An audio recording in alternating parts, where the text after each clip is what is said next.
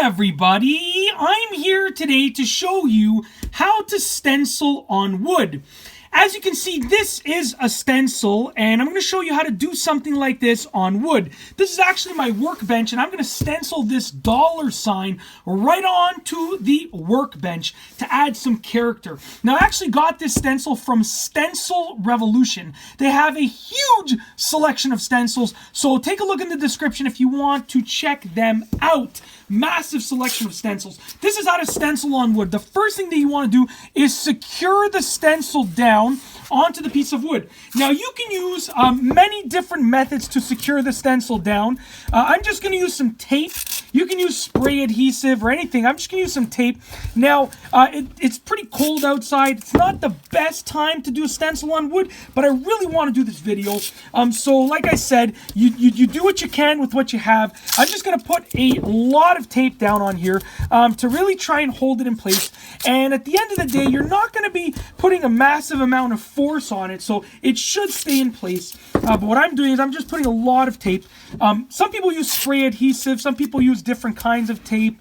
There are many methods, but you want to make sure that the stencil doesn't move. I mean, the more that the stencil moves, the worse off that it's going to be in terms of its finish. So you want to do your best to make sure that it doesn't move.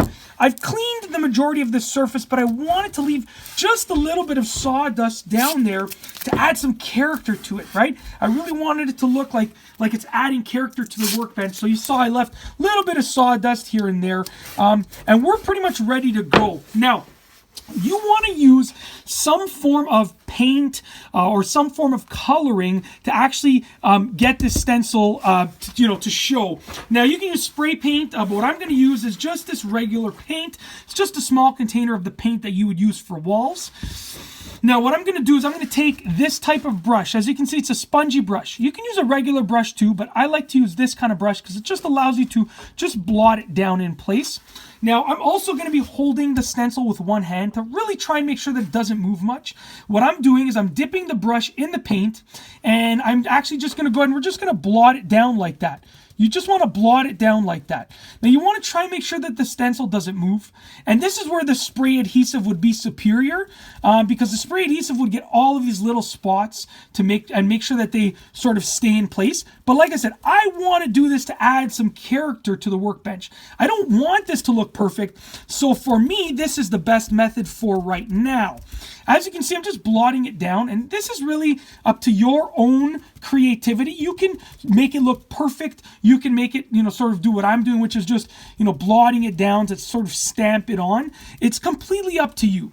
And this is where your own creativity will work wonders because, you want to make it your own. So whatever works for you is, at the end of the day, perfectly fine. So as you can see, I've pretty much blotted down, quite a bit of paint like that, and it really looks like it's adding character. It's not, it's not perfect by any means. That's really what I wanted to go for. So now the next part is actually removing the stencil. Now what I'm going to do is I'm going to try and do this carefully. So I'm going to try and get one part, like the bottom here. I'm going to try and free up the bottom from being stuck down to the wood, and then I'm going to try and just lift it up in one shot. You really want to try and make sure you lift it up smoothly in one shot. And that's exactly the look I was going for.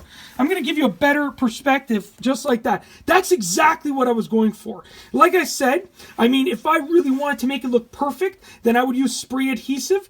Or what you can do is, as you are actually dabbing the paintbrush on, you can use another stick to hold the parts down like that, right, as you're working your way through the stencil, and that will work. But this is the look that I was going for. I wanted sort of a messy kind of look, and that's just perfect for the look that I was aiming for. Every time I come out here in my garage to do some work, I'm going to see this. It's going to remind me that, let's go ahead, let's make some money. Let's go make a good living. And that's it. In this video, I've shown you how to stencil on wood. Once again, the stencil that I used was from Stencil Revolution. Check out the description if you want to check them out. They have a huge variety and quantity of stencils to choose from. If you liked the video, be sure to give it a thumbs up. Let me know what you think down below as a comment. And of course, be sure to subscribe for more great videos just like this one. And that's all I have for you today. Thanks for watching.